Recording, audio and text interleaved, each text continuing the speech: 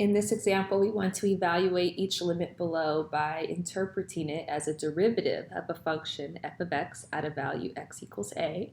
And then you're going to use your calculator to evaluate and check the answer. So first, when I'm looking at this limit, I see it's a limit as x approaches 2, and this is x minus 2.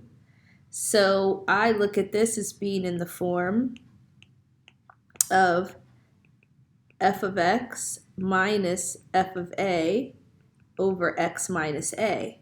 So if that's the case, f of x is x to the 6th, and we know our a value is 2.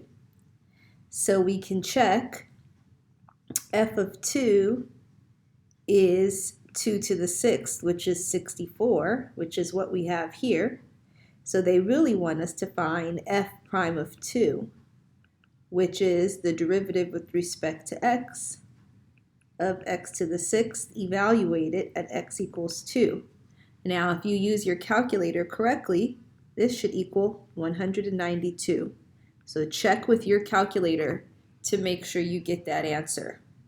So now in number 2, I see it's the limit as h is approaching 0. So once I see that, I see this is in the form of f of x plus h, or better said, a plus h because it's at a given value, minus f of a all over h. So I can see that a is pi and our f of x is tangent x.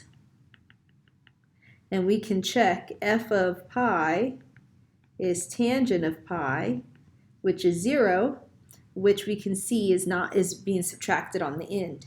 So we're actually trying to find f prime of pi, which if you use your calculator to check should be 1. So now here at number 3, I see we have limit as h is approaching 0.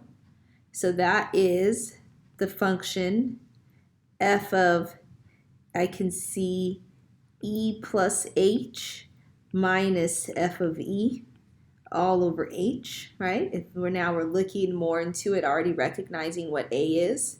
So that means f of x is ln x and a is e. Let's see, f of e is ln e, which is 1, which is what's being subtracted.